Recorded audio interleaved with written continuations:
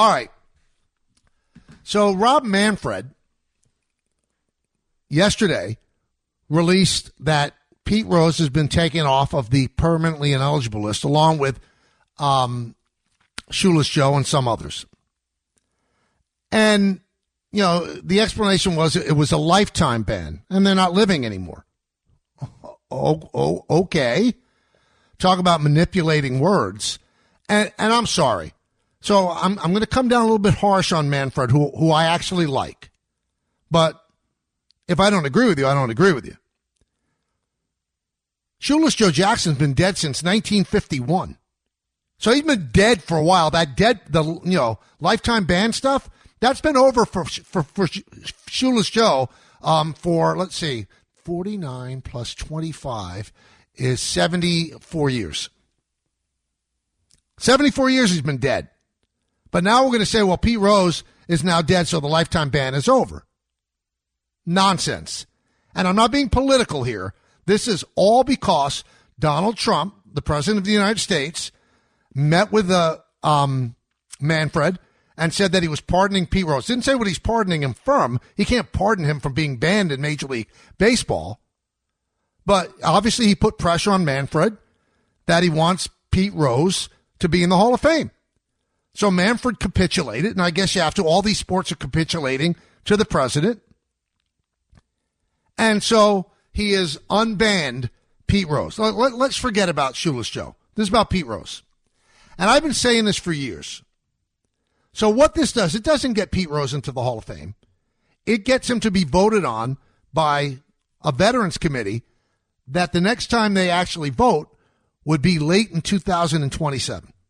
That's the next time they'll actually vote. That's the next time he could actually be voted on to go into the Hall of Fame. What I have always said, what Pete Rose did is inexcusable. I'm sorry. We can't put lipstick on a pig. He violated Rule 21. It's the most sacrosanct rule in all of baseball. No one, no baseball player, no club official can gamble on the game of baseball. And please save me your nonsense and say, well, he only gambled on the Reds to win. Oh, okay, what does that mean? I'll tell you what it means. You could still hurt your team, and you could hurt players. So let's say he has $30,000 on his Reds to win a game against the New York Mets. And the next day, they actually have a series against the Phillies. But he has to win the $30,000 bet. So he blows out his bullpen. He uses Dibble. He uses Brantley. He uses all the big three guys. And then the game against the Phillies, he doesn't have those guys because he had to blow out everybody in order to win the game that he had $30,000 on. Now, at that time, you're not betting with the FanDuel app. You're betting with some gambler. You're betting with some underworld gambler. So if you bet the Reds on a Thursday against the Mets, and then you don't bet the Reds on Friday against the Phillies, that sends a message to the underworld. Oh, he doesn't think the Reds are going to win this game. So please spare me the BS about, oh, he only gambled on his team to win. That's not a good thing. And there's a rule in every single clubhouse that you cannot gamble on baseball. You cannot. A club official, a player, you cannot gamble on baseball. What's unclear about that? Umps, players, and other league officials are banned from betting on baseball. Rule 21. It's in every clubhouse on every door. I see it every time I walk in. So we're just going to forget about it. But that's not my point. And my point has always been this. If you want to ban him from baseball, you had every right to do it because he broke the sacrosanct rule. And this should have been done when he was banned. You allow the Baseball Writers Association of America to decide whether or not he gets into the Hall of Fame. But by putting him on the permanently ineligible list, what you did was you took that decision out of the hands of the baseball writers, and they couldn't even vote on him. They were never allowed to vote on him, which I thought was crap. The baseball writers protect the Hall of Fame at a greater length than a baseball player would to protect the Hall of Fame. Look at the steroid guys that they've known about. They keep out. Has there ever been a better right-handed pitcher than Roger Clemens? He's not in. Has there ever been a better left-handed hitter than Barry Bonds? He's not in. Has there ever been a better all-around player than Alex Rodriguez? He's not in. And those are the baseball writers that making that decision. not the Hall of Fame. And the baseball writers should have been allowed to vote or not vote on Pete Rose. Which leads me to another story. Once the baseball writers had that taken out of their hands, they should have said, we are not voting on anybody. No one. We refuse to vote on anybody. You'll have every single induction day empty. No one is getting our vote unless you give us the opportunity to vote on Pete Rose. They never got that opportunity. But they love the vote so much, the Baseball Writers Association of America, they never gave up that vote. Because that vote to them is one of the most important things in their lives. And they should have stood their ground and said, you let us decide if Pete Rose is a Hall of Famer. But I believe the Hall of Fame didn't want that either, so they didn't want the writers to vote. They should have trusted the writers because I don't believe that the writers would have put Pete Rose in. So now, all these years later, you're giving the Hall of Fame the right to vote on Pete Rose. And it's going to be a combination of ex-players and executives. And I'll tell you what. It's 16 people, and you have to get 12 of the votes to get in. I don't think Pete Rose is getting in. Because not only did he bet on baseball, he's pretty much an unsavory guy. And one other thing that just bugs the dickens out of me. When they say, well, it's a museum, and it has to tell the story of baseball, so Pete Rose should be in it. Nonsense! Nonsense! That doesn't mean you have to have a plaque. I've been to the Hall of Fame. I was at the Hall of Fame 3 years ago. Pete Rose is all over the place. The story of baseball is not complete without telling the story of Pete Rose. I agree. The story is told. That he's the hit leader, it's told. His bats are in the Hall of Fame. His hats, his uniforms, they're in the Hall of Fame. That doesn't mean you get a plaque. In order to tell the story of the Hall of Fame or tell the story of baseball, you don't have to get a plaque. The plaque room is reserved for those that deserve it. There are people that have been great players that are not Hall of Famers, and the story of baseball would not be complete without them. And they're in the Hall of Fame in some way, shape, or form. That is such a lazy narrative. Well, he has to be in the Hall of Fame. It's a museum. You have to tell the story of baseball. Doesn't mean you get a plaque. Everybody, that would mean if you have to tell the story of baseball, that every player who ever played should have a plaque. No, it's not the way it works. Not the way it works. And if you look at the specifics of how you're supposed to be voted on, what you do off the field is important as well. What type of person you were. Did you guys see that four-part documentary? I think it was on HBO. About Pete Rose. He wasn't the greatest guy in the world, and I got along with Pete Rose very well. How about the charge of statutory rape? Does that come into play? How about the fact that he lied about the fact that the report was false, and then when it came time for him to make money and write a book, he said, "I admitted I did it," and even signed baseballs. I admit I bet on baseball after denying it for all those years. So what did Rob Manfred really accomplish by taking him off the permanently ineligible list? He bent the knee to the President of the United States, cowered in front of him, and then put it in the hands of the 16-member committee that's going to vote on Rose, when it should have been put in the hands of the voting body. Should have been put in the hands of the Baseball Writers Association of America. I am so torn on this because all his decision did was put it in the hands of somebody to vote on him, which it should have been done a long time ago. He should have never been blackballed into being voted on. Let the writers decide. They have kept people out before. They know the rules. They know what they're voting for, and they would have kept them out. And we would not have this nonsense of all these people saying, well, Pete Rose deserves to be in the Hall. No. He deserves to be voted on to be in the Hall. He doesn't deserve to be in the Hall. He gambled on baseball. And I know I'm actually answering your questions before you get them to me. Well, look, baseball's in bed with the gambling sites now. Yeah, players still aren't allowed to bet. Yeah, they're taking money from the gambling sites. I get it. Every sport is. But that doesn't mean that the players can bet on the sport. Sorry, that's the rule. If you don't understand Rule 21, Pete Rose saw it every day that he walked into the Reds clubhouse. He ignored it. He was bigger than the game, and he bet on baseball. He's not supposed to. And he's not supposed to be in the Hall of Fame to get a plaque. He is in the Hall of Fame. The story of Pete Rose is told. He just doesn't get a plaque, which is the ultimate honor of a baseball player. And one final thing. Pete Rose knew this was going to happen because he knows that the people of the world are phonies. So they want their hands clean of any blood. He said, I don't want to be in the Hall of Fame when I'm dead. And what do they do? Now they make it possible that he could be in the Hall of Fame 8 months after he's dead. Why? He doesn't get to enjoy it. You could say, well, his family gets to enjoy it. Stop. He's the one who wanted to enjoy it. It meant the world to him, just like it means the world to A-Rod, and it means the world to Roger Clemens, and it probably means the world to Barry Bonds. But when you do something wrong in this world, you don't get a chance to live every dream that you have. I believe that if President Donald Trump didn't say a word, that Manfred would not have moved an inch. But in fairness to him, he didn't move all that much. All he did was take him off the permanently ineligible list and allowed to be voted on by a committee. And he's not getting in. And he shouldn't get in. And if the committee votes him in, they should be ashamed of themselves. If he gets voted in, after betting on baseball, then every guy who's accused of PD should be in as well. Because I'm telling you, betting on baseball is worse than what they did. It's worse than what they did.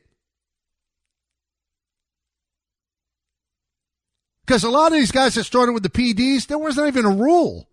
There was not even a rule. They knew they were doing something wrong, morally wrong, but there wasn't a rule. Make it make sense. Make it make sense. 1-800-919-3776. Anthony in the Bronx. What do you got?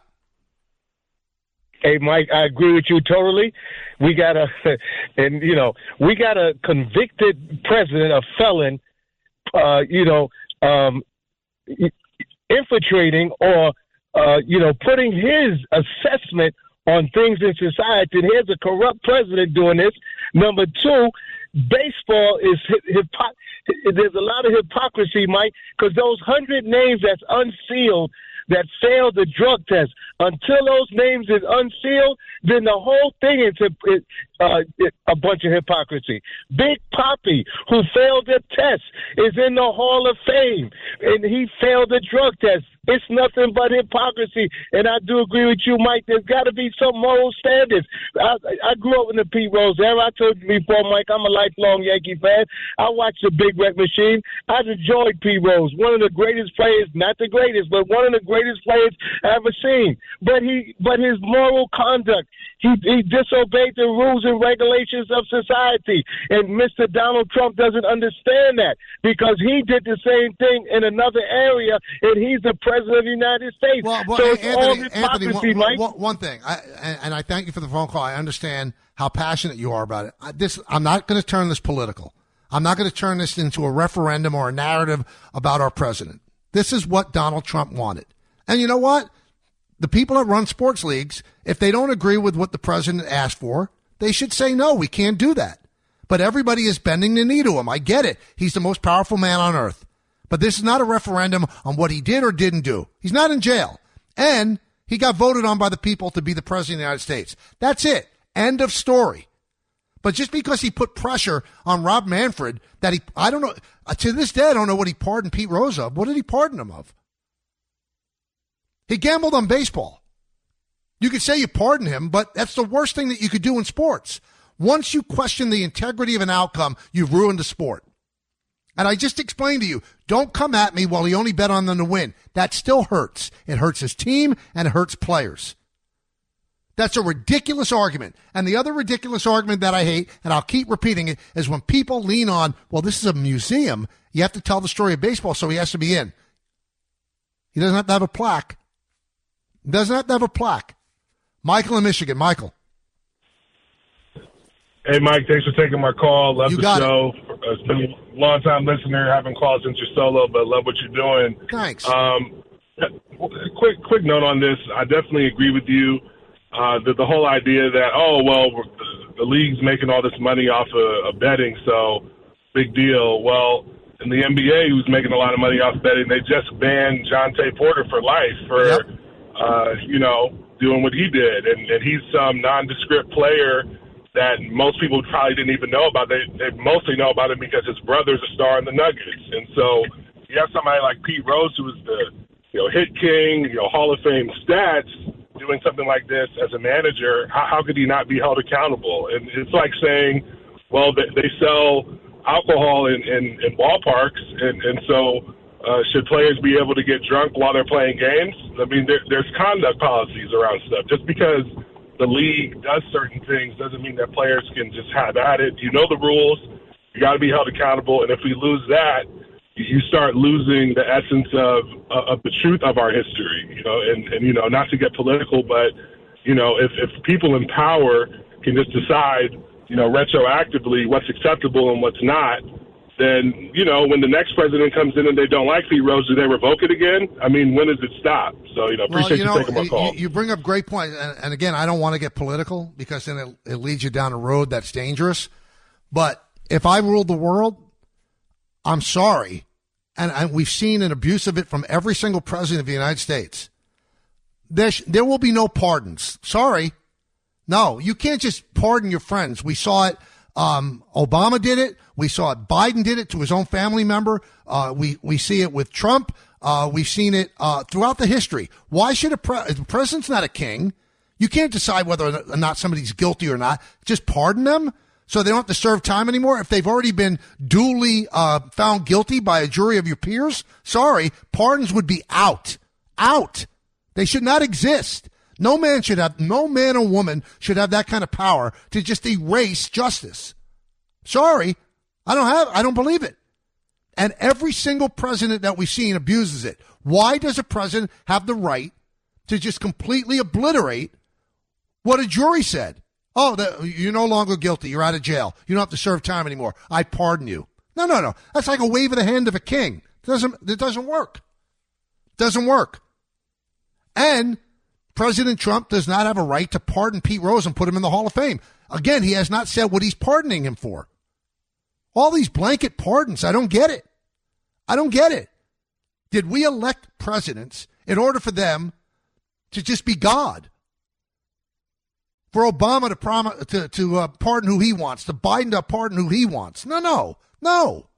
People have to serve justice if they do something wrong. James in Lake Grove. James. Hey, good afternoon, Michael.